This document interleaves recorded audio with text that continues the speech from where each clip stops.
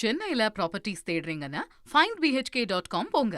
Matching ப்ராப்பர்ட்டிஸ AI உங்களுக்கு suggest பண்ணும்.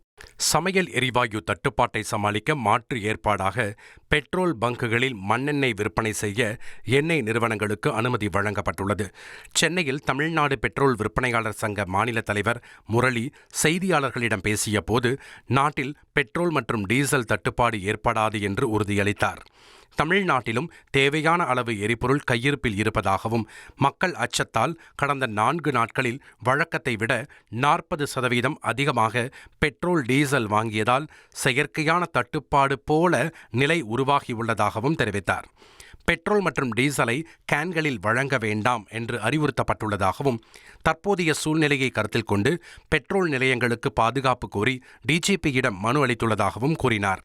மேலும் போர் அடுத்த 20 நாட்கள் நீடித்தாலும் எரிபொருள் தட்டுப்பாடு ஏற்பட வாய்ப்பு இல்லை என்றும் தெரிவித்தார்.